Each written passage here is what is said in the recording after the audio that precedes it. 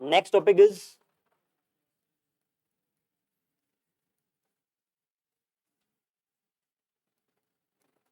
acceleration due to rotation of earth ना.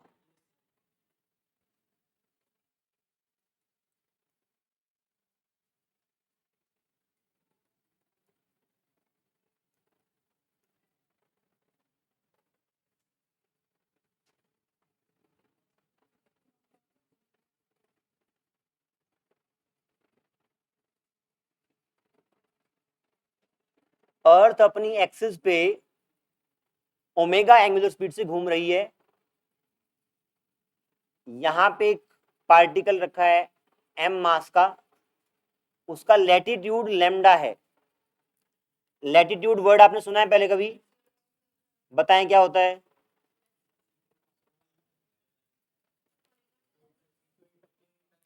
अर्थ को एक ग्रिड की तरह बनाने के लिए आप उसको वर्टिकल लाइंस और हॉरिजॉन्टल लाइंस में डिवाइड करते हैं. तो हॉरिजॉन्टल लाइंस जो आपकी रहे वो लैटिट्यूड कहलाती हैं. ठीक है. फॉर एग्जांपल आपके पास एक बॉल है बड़ी, तो सबसे सेंटर वाली जो लाइन है वो इक्वेटर होती है. आप सेंटर से अगर उसका एंगल रेज करेंगे 1 डिग्री 2 डिग्री 3 डिग्री, उस डिग्री के ऊपर एक पूरा सर्कल बनेगा, वो आपका लैटिट्यूड रहेगा, है ना. हाँ जी, हाँ वो भी लैटिट्यूड है. यहां से कहने का मतलब है लैम्डा अगर लैटिट्यूड है, लैम्डा एंगल पे आप एक पूरी लाइन मारेंगे चारों तरफ, वो जो सर्कल बनेगा वो लैम्डा एंगल का लैटिट्यूड है. ठीक है. तो यहाँ पे लैम्डा लैटिट्यूड पे एक मास रखा है एम, और ये रोटेट कर रहा है ओमेगा से. इस कॉन्सेप्ट में आपको एक सूडो फोर्स भी इस्तेमाल होगी. बताएं सूडो फोर्स क्या होती है? फेक फोर्स है आपकी, फॉल्स फोर्स है.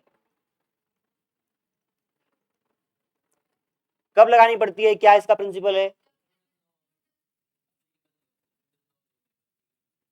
कब एप्लीकेबल नहीं होता? हाँ जी, दो तरह के फ्रेम होते हैं, inertial frame and non inertial frame. Inertial frame कौन से होते हैं? तरीके मतलब रची. इनर्शियल फ्रेम वो है जिस फ्रेम की वेलोसिटी या तो रेस्ट पे या तो फ्रेम या फिर कांस्टेंट वेलोसिटी से मूव कर रहा हो. और नॉन इनर्शियल फ्रेम है जहां पे उस फ्रेम की एक्सेलरेशन हो.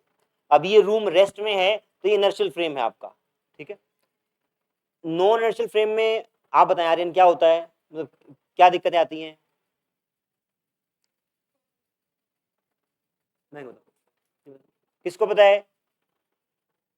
बताओ, बता, शाबाश बता.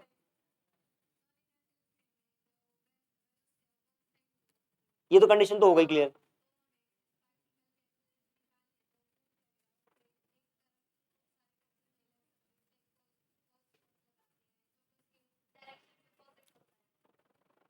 काफी ठीक हो. सुनो ध्यान से. नॉन इनर्शियल फ्रेम में Newton's law of motion valid नहीं होते.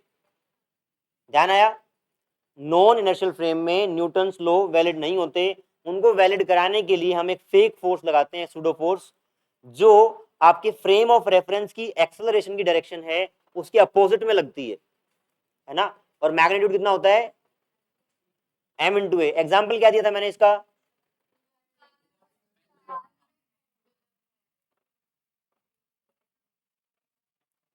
देखिए आप, ये कार है, ये आगे एक्सेलरेट कर रही है, तो इस यहाँ जो पेंडुलम हैंग है वो आपका ऐसे आ जाएगा. हाँ जी, करना है बंद एक बार. ये नहीं. हाँ, अब ठीक है. अगर ये कार एक्सेलरेट कर रही है तो ये सिंपल पेंडुलम यहां आके एक एंगल पे रेस्ट करेगा. आप मुझे बताएं, जब ये सिंपल ये पेंडुलम यहां होगा, आप अभी इसके ऊपर लगने वाले फोर्सेस बताइए कौन से हैं. एक तो mg लग रहा है,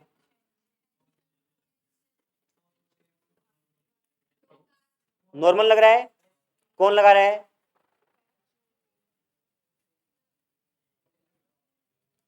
नॉर्मल कब लगता है? तब सरफेस के कांटेक्ट में. यहां कोई सरफेस नहीं है, mg लगा और टेंशन लगा. अब आप मुझे बताएं जो व्यक्ति गाड़ी में बैठा है, इसको देख रहा है पेंडुलम को, क्या उसके लिए रेस्ट पे है? हाँ जी, अगर फॉर एग्जांपल एक कमरा अगर एक्सेलरेट करने लग जाए और यहाँ पे सिंपल पेंडुलम है, वो आपका ऐसे टिल्ट हो जाए, है ना, तो आपके हिसाब से रेस्ट पे रहेगा ना वो। आपने कहा कि इसके ऊपर ये दो फोर्स लग रहे हैं, mg और टेंशन, क्या सिर्फ इन दोनों फोर्सेस के लगने के कारण वो रेस्ट में रह सकता है? क्यों नहीं रह सकता?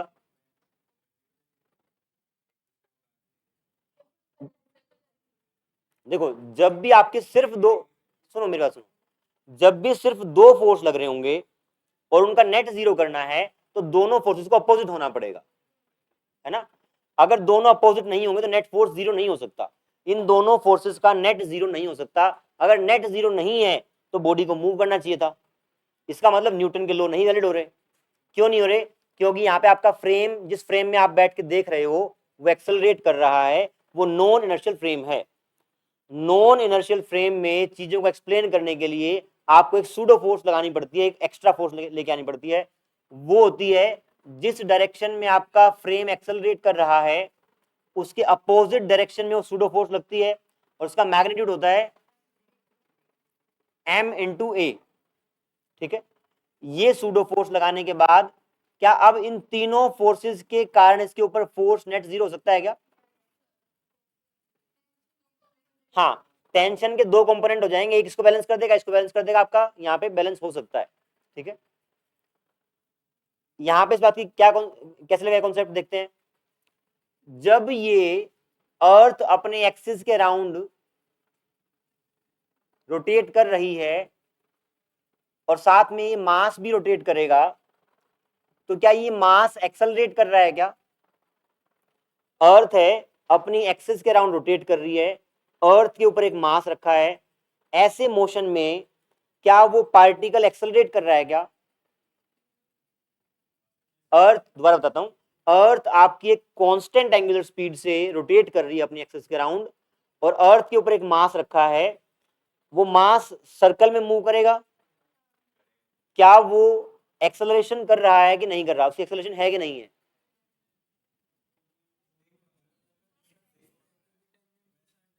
एक जना बोलो, कौन बोले? हाँ बोलो। आप देख रहे हैं ना, यहाँ पे आप देख रहे हैं, आप बताएं, यहां से बाहर से ये जो पार्टिकल है घूम रहा है, ये एक्सेलरेशन में है कि नहीं है? कैसे समझाएं? कोई नहीं बोलेगा। हाँ जी, अरे अरे सुनो, बात सुनो, नहीं सही बोल रहे,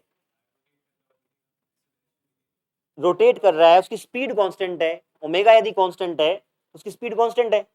अगर स्पीड कांस्टेंट है तो क्या तब भी एक्सेलरेशन होगी? तब तो नहीं होनी चाहिए। मना कर रहा है, कोई इसको काउंटर करना चाहेगा? वो कह रहा है कि स्पीड कांस्टेंट है। अरे सीधा बैठो, सीधा बैठ, बताएं।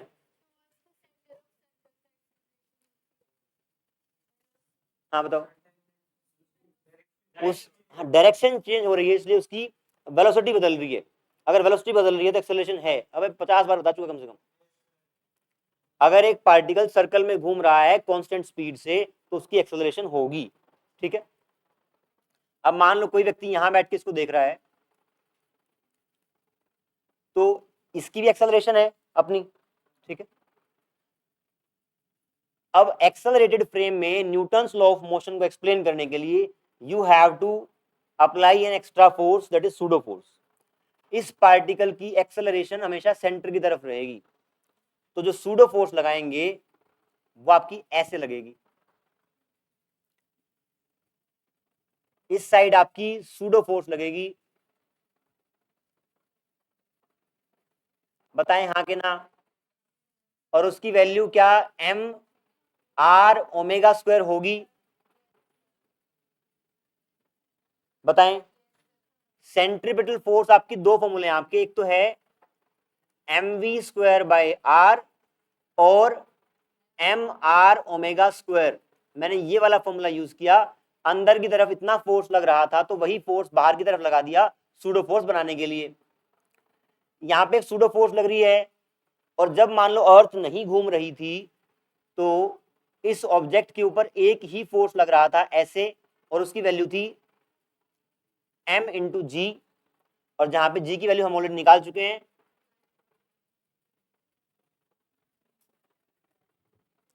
जी इज,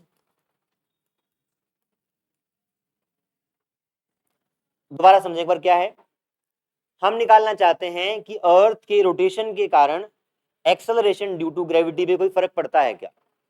अगर मान लो अर्थ रेस्ट पे होती तो सिर्फ आपका फोर्स लगता है m into g, g surface हम निकाल चुके हैं, g is g M by capital R square. अब जब ये रोटेट कर रहा है तो आपका फ्रेम एक्सेलरेट हो गया, आपने सूडो फोर्स लगाई। अब इस सूडो फोर्स का एक कंपोनेंट इस साइड रहेगा और एक इस साइड रहेगा। अगर ये एंगल लेमडा है तो क्या ये भी लेमडा होगा। इस सूडो फोर्स का ये वाला कंपोनेंट कितना हो जाएगा, यहां दोबारा बना रहा हूं मैं,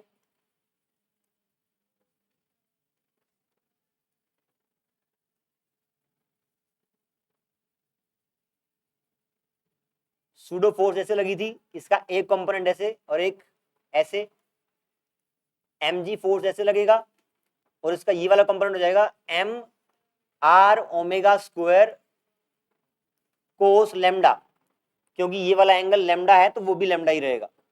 ठीक है, अब देखें अर्थ के सेंटर की तरफ जो नेट फोर्स लगेगी दिस माइनस दिस हो जाएगी। पहले अर्थ के सेंटर की तरफ एक ही फोर्स लग रही थी mg, अब घूमने के कारण रेडियली आउटवर्ड एक फोर्स और लग गई, तो net force toward centre of earth, आप वर्ड्स में निकलें इसको बेशक, नेट फोर्स टुवर्ड्स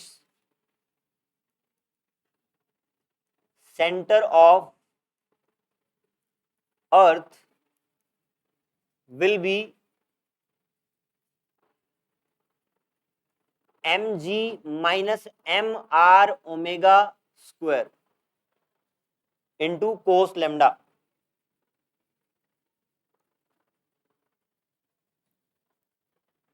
ये आपकी नेट फोर्स अर्थ की तरफ है, अर्थ के सेंटर की तरफ, इसको मैंने लिख दिया m इंटू जी डैश। आपका जी डैश क्या है, जो एक्सेलरेशन ड्यू टू ग्रेविटी में चेंज आएगा वो नई एक्सेलरेशन है, ये आपकी जी डैश। m कैंसिल कर देंगे, g dash becomes g minus R omega square cos lambda. ये टॉपिक हल्का सा ट्रिकी है, आप बस इसमें एक बात याद रख सकते हैं कुल मिला के, क्या अर्थ के रोटेशन के कारण एक्सेलरेशन ड्यू टू ग्रेविटी पे फर्क पड़ेगा, एक बात तो ये याद रखनी है। हाँ वही देखें यहाँ पे रहा, अगर ओमेगा जीरो होता, अर्थ नहीं घूम रही होती, तो ओमेगा जीरो ये पार्ट आपका जीरो जाता, जो आपने जी निकाला है वही जी डैश होता। अगर ओमेगा है तो ये वाला टर्म कुछ रहेगा, तो जी में से कुछ घट जाएगा, 9.8 में से कुछ घट गया। अब वो डिपेंड करेगा लेमडा पे डिपेंड करेगा, ओमेगा तो फिक्स ही है अर्थ का, और आर पे डिपेंड करेगा। आपकी लोकेशन क्या है अर्थ पे, उस बात पे डिपेंड करेगा कि आपकी एक्सेलरेशन ड्यू टू ग्रेविटी क्या होगी।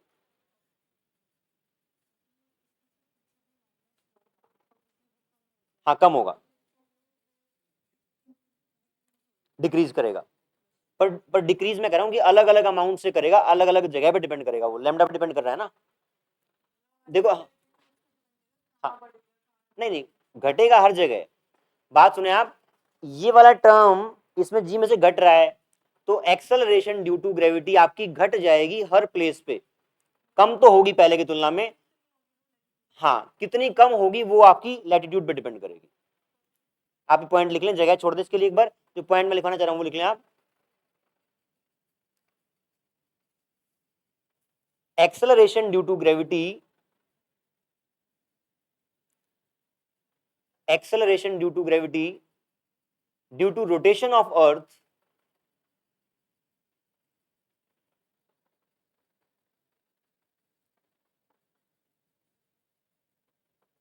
is given by this expression, is given by this expression.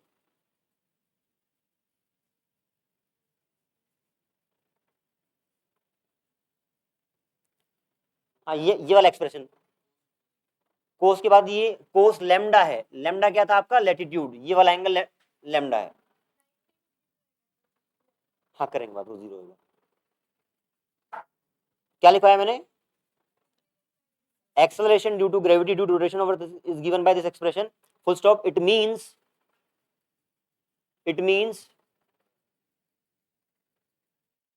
acceleration due to gravity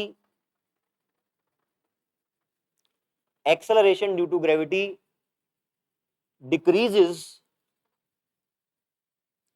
due to rotation of earth. Acceleration due to gravity decreases due to rotation of earth, full stop. By it depends upon latitude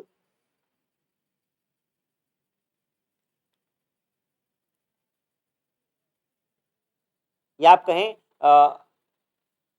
amount of decrement लिख लें, कोई बात नहीं, amount of decrement, अंग्रेजी बनाना आसान थोड़ी बात।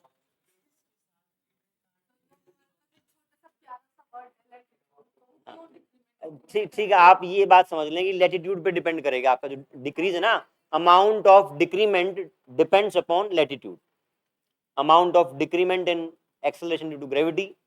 देखिए पूरी बात, amount of decrement in acceleration due to gravity, amount of decrement in acceleration due to gravity depends upon latitude। एक सांस में इतनी अंग्रेजी बनती है कोई? ठीक, आप समझ गए ना, ठीक है। डिपेंड्स अपॉन लैटिट्यूड, आप अपनी भाषा में लिख लें कि लैटिट्यूड पे डिपेंड करेगा कितनी डिक्रीज करेगी ना, मेरे को कहाँ आती है ये, आपको डेरिवेशन भी आना चाहिए, टेस्ट में पूछूंगा मैं। 4 नंबर में।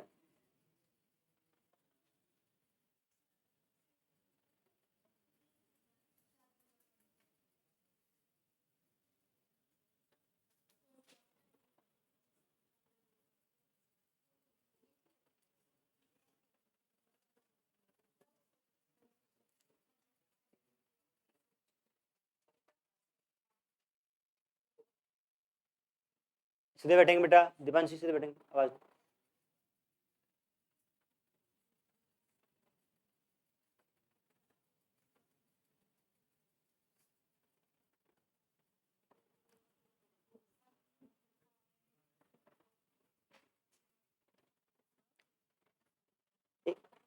ये जो आर लिखा है यहाँ पे, सुनेंगे, स्मॉल आर लिखा है, क्या ये अर्थ का रेडियस है क्या? इस सर्कल का रेडियस है ना, क्योंकि इसके ऊपर सेंट्रीपिटल फोर्स देख रहे हैं ना आप, आर ये है। क्या इस स्मॉल आर को आप कैपिटल आर के फॉर्म में लिख सकते हैं?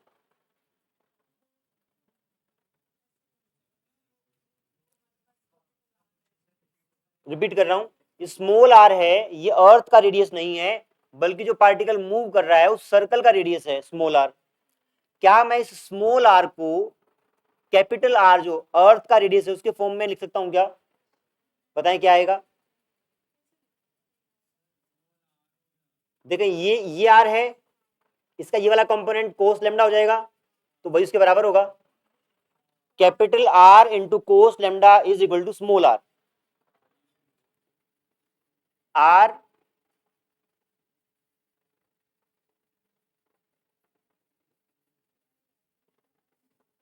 आर कोस लेमडा,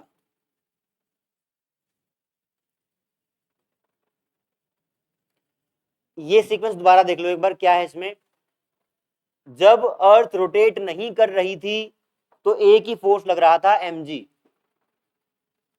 जब रोटेट करने लगी तो एक सूडो फोर्स आ गया, उस सूडो फोर्स का एक कंपोनेंट जो कि सेंटर के अपोजिट था वो बना लिया, और नेट फोर्स टुवर्ड सेंटर अब आपकी mg ना होके mg minus M R omega square cos lambda हो गई। ये आपकी नेट फोर्स है, तो आपने मास इंटू एक्सेलरेशन किया, एक्सेलरेशन को बोल दिया जी डैश। ठीक,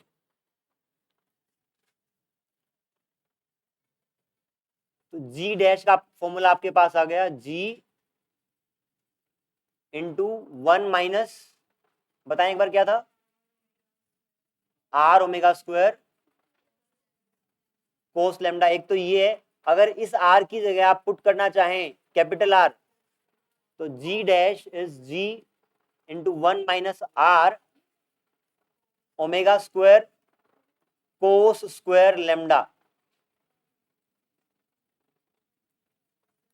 हाँ जी बेटा,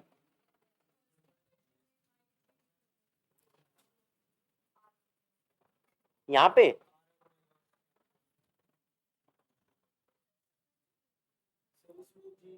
अच्छा, यहाँ पे ठीक ठीक ठीक,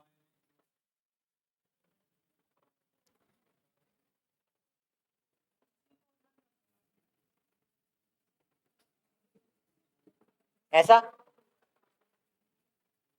जी माइनस आर ओमेगा स्क्वायर, और यहां भी फ्री है आपका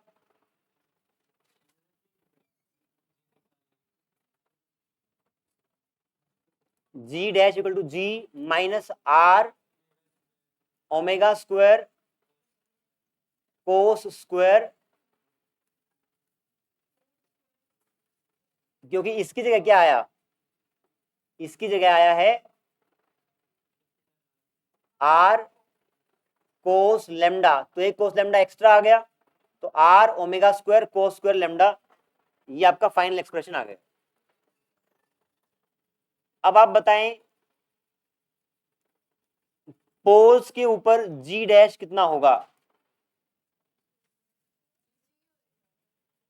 पोल्स के ऊपर लैटिट्यूड आपका 90 डिग्री हो जाएगा, है ना, तो ये 90 हो गया, तो 0 हो गया, ये जी आएगा। इक्वेटर पे कितना होगा,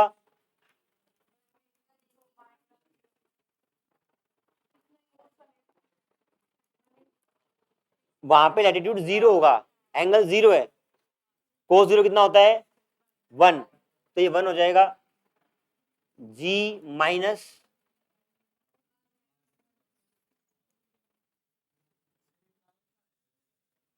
काम आपके एग्जाम क्लियर करने में आएगा। देखिए सवाल करेंगे अब,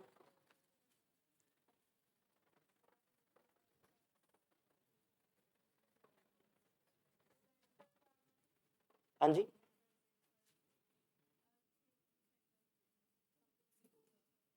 करेंगे अभी, आ जाएगा वो भी, चलते रहो।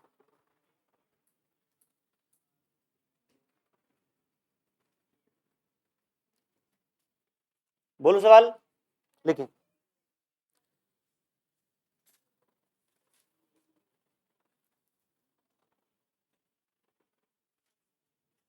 हाँ जी,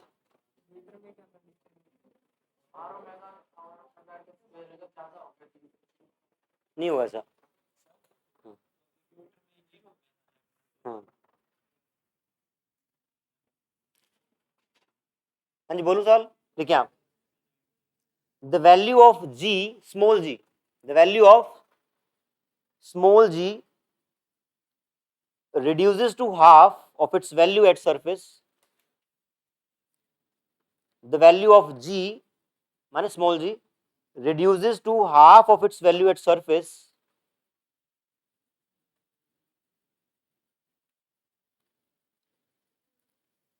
दोबारा रिपीट कर रहा हूं, the value of g reduces to half of its value at surface of earth at a height h, at a height h, find the value of h।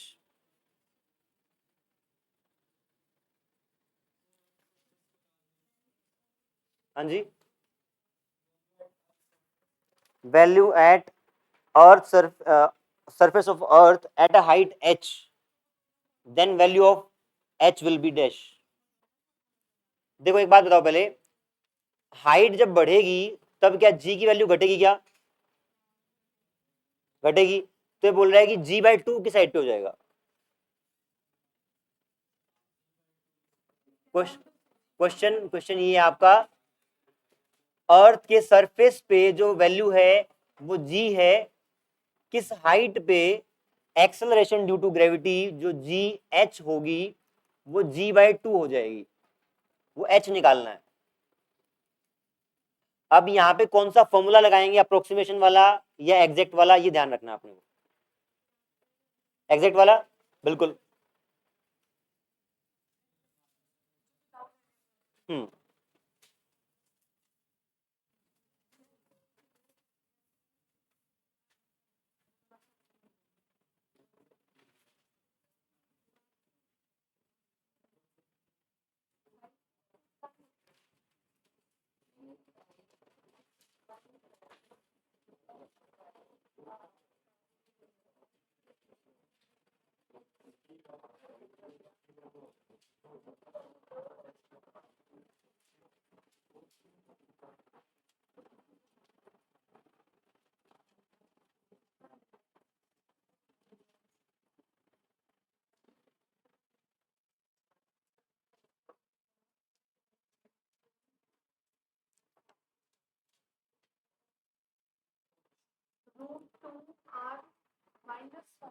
Minus are, 1 bracket में are. देख ले भाई,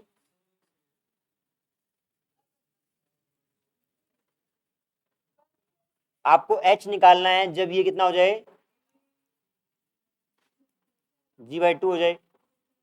g से g cut जाएगा, ऊपर दोनों का 1 1 रह गया, तो आप इक्वेट कर सकते हैं किसको, 2 = 1 + h/r का होल स्क्वायर।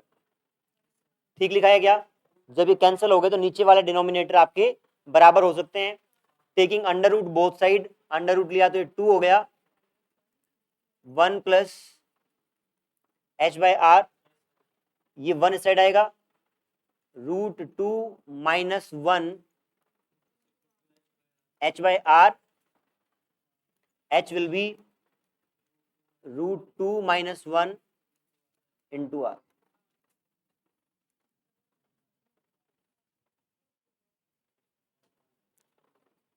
डन। अगला सवाल लिखें। If earth stops rotating suddenly, question है, if earth stops rotating suddenly, the value of g at a place other than poles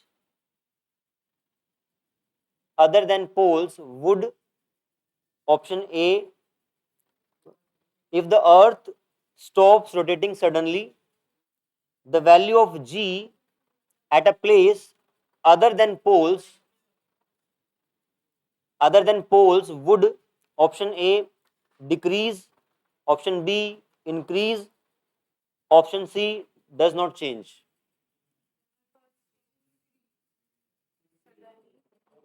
अगर अर्थ सडनली रोटेट करना बंद कर दे तो एक्सेलरेशन ड्यू टू ग्रेविटी पोल के अलावा जो बाकी प्लेसेस हैं वहां पर बढ़ेगी या घटेगी? बढ़ेगी, क्योंकि आपका जो पार्ट घट रहा था ओमेगा वाला वो हट गया, तो आपकी ग्रेविटी बढ़ जाएगी वहां पे, इंक्रीज वाला आंसर। ठीक, अगला सवाल लिखें।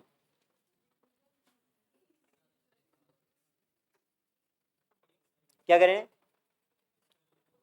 सवाल लिखें।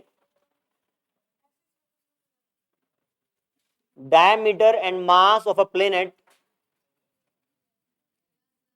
सवाल लिखेंगे ध्यान से। Diameter and mass of a planet, हाँ जी, diameter and mass of a planet is double that of earth,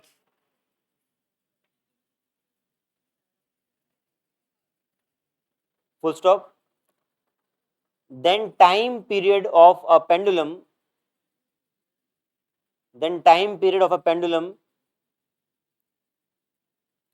at surface of planet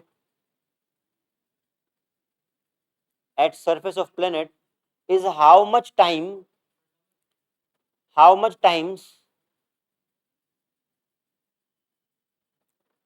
of time period at earth surface।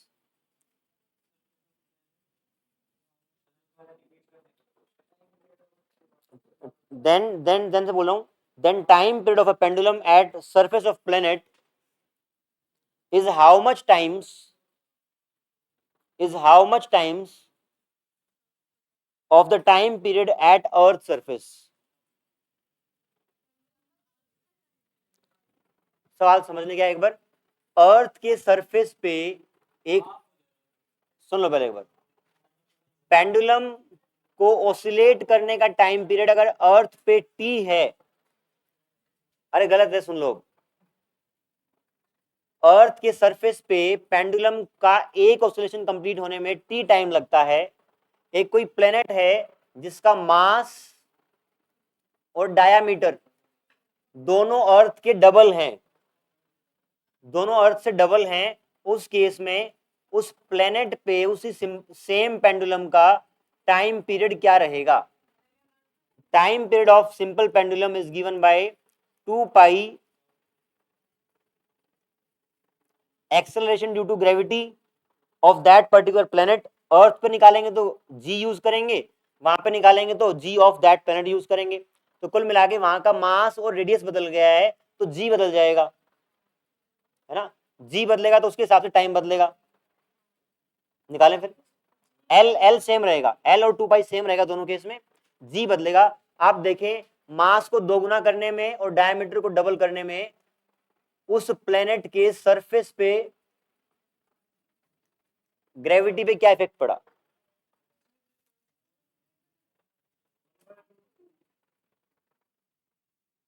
√2 times आएगा। देखो जी जी,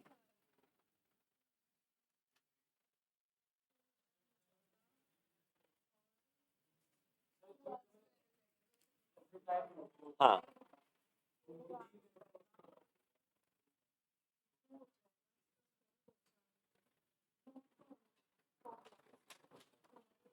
देखिए, हम जी हो जाएगा, जी मास कितना है, डबल है, आर स्क्वायर होता है, डायमीटर अगर डबल हुआ है तो रेडियस भी डबल होगा,